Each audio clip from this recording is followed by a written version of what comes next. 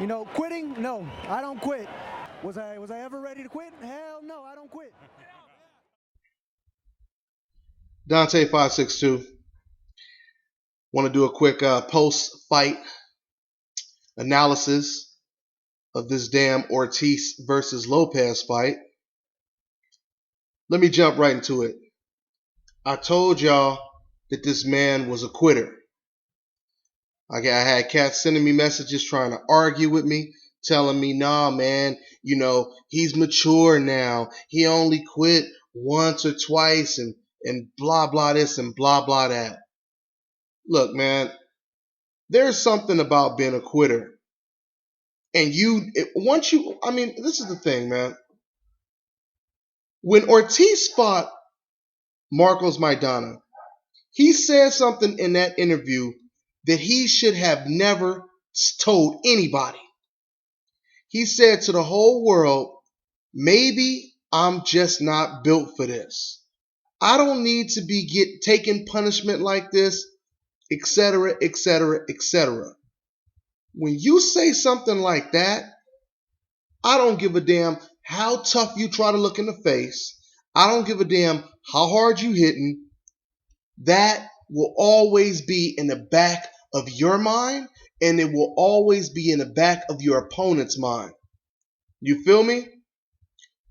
Ortiz is a quitter. For those of you who didn't watch this fight or didn't pay attention, before the fight was actually stopped, I had already noticed 2 rounds prior to that first of all, I noticed that Garcia, Ortiz's trainer, he kept asking Ortiz almost every single round after like the 4th round when it started to get heavy up in there. He kept asking Ortiz, "Are you okay? Are you okay? Do you want to quit?" He was asking him this, right? And 2 rounds before Ortiz actually quit on the stool, I remember Garcia asked him again. He said, "Do you want to quit?" And the funny thing about it is, Ortiz, he didn't look at his trainer and say, "Hell no, I don't want to quit. Man, I'm not quitting." He didn't say that. He just looked at his trainer and basically was like nonchalant, whatever. It doesn't matter to me. You know what I'm saying? I mean, hell, Garcia, if you want to go ahead and stop this fight, I'm cool with it. If not, I guess I just got to fight this motherfucker. That's basically how Ortiz's body language looked, right?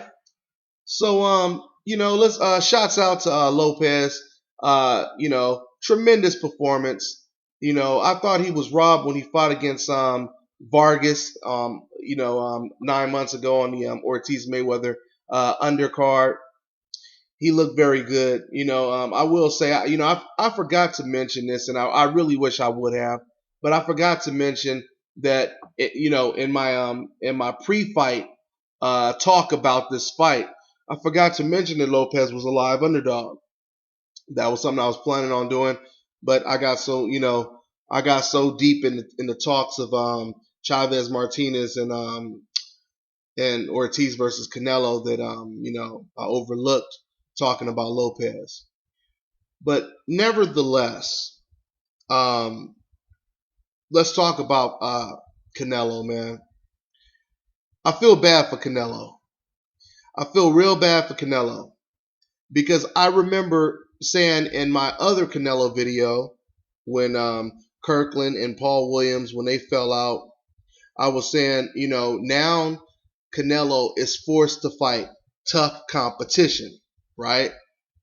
And when I said he's forced to fight tough competition, I was talking about Austin Trout, the legitimate 154-pound champion, you know what I'm saying, who is a very good counterpuncher, who, once again, for those of you who don't know, he already beat Canelo's older brother in Mexico for the title, right?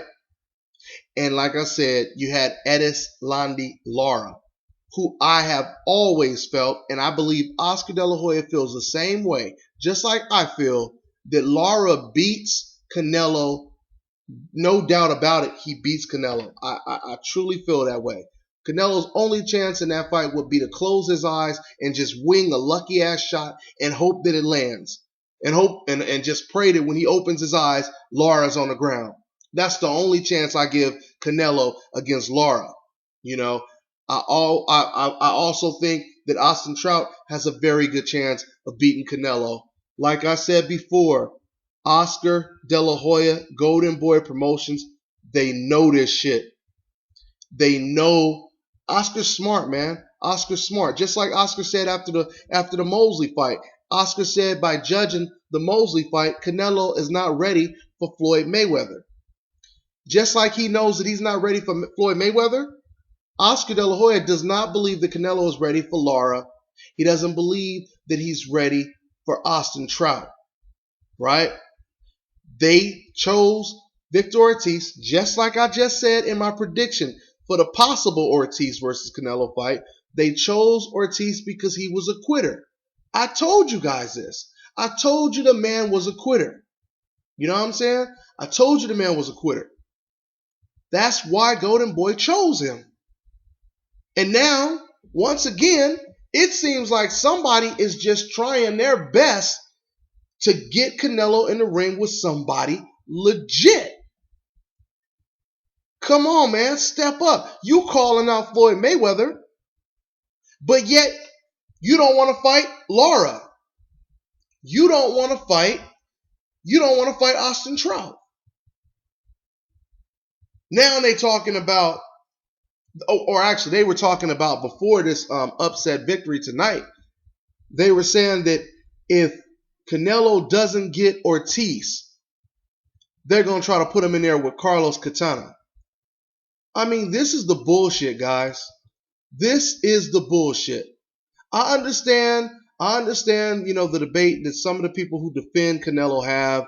Come on, bro. He has 50 fights, but he never had an amateur career. And yeah, they're bringing him up slow. But see, this is the thing. Don't sit there and tell the world you ready for Floyd Mayweather. Because once you say that, you kind of destroy that built-in excuse of you not having an amateur career, and that's your reason why you want to duck, fighters like Trout and Lara, but yet you want to fight Floyd Mayweather. You know what I'm saying? It makes no sense. You're going to skip guys that are undefeated just like you, up and coming just like you. You're going to skip right past them to try to fight pound for pound the best fighter in the world? No, man, it doesn't make sense. It doesn't make sense. You tried to get yourself a quitter, you know what I'm saying? And the motherfucker quit before you could even get him to quit for you. You feel me?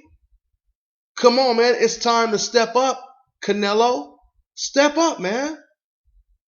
Like I said, cats sending me messages telling me, oh, but Austin Trout is not exciting. He's not entertaining. You know what I mean? I mean, I'm not going to, go back and say the whole thing I just said in my last post, but I'll just make it sweet when it comes to Austin Trout. Austin Trout has only had one boring fight. You know what I'm saying? And that was against Delvin Rodriguez.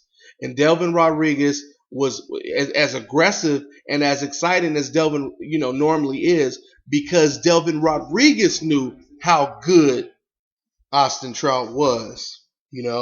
That was the reason why Delvin went in there afraid to throw punches, because he knew how good Austin was, right? And so does Canelo know. You feel me? So does Canelo know. So, that's pretty much all I got to say about this situation. Step the hell up, Canelo. Let me see how good you really are. Don't fucking go in there trying to fight Carlos Katana. You know what I'm saying? Let's see you fight somebody who's on your level. Okay, I'm done with that. Now, just quick thoughts. I want to give shots out to Lucas Matthysse. I think Lucas Matthysse is an extraordinary fighter. I think Lucas Matthysse. I was happy to see him knock out Soto. I didn't like Soto too much because he made too many damn excuses. I remember when he lost to Joan Guzman, he had the nerve to say that the reason why Guzman beat me because Guzman he kept running from me, which is some bullshit, because Guzman was standing there fighting toe to toe with him for the first 6, 7, 8 rounds. And then, like I said, after Guzman realized he couldn't knock him out, that's when he started to outbox him.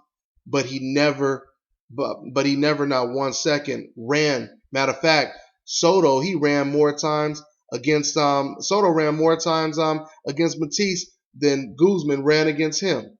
Nevertheless, like I said, I want to give props to Matthysse. Matthysse is a very dangerous opponent. There's a reason why he gave fighters like, Devin Alexander and Zab Judah a lot of problems.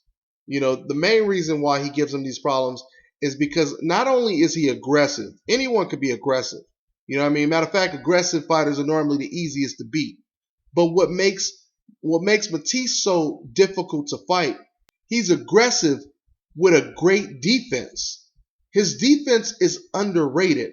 He has a very good defense, and he keeps coming forward with that great defense. Not to mention he's a tremendous puncher. He doesn't slow down in the second half of the fight, right? So, this is so I think Matthysse basically is going to be hard for cats to deal with. Very, very impressive performance for Lucas Matthysse. So that's really all I got on this. I just wanted to give my thoughts on this post fight. Leave your comments if you want. Holla at you later. Peace.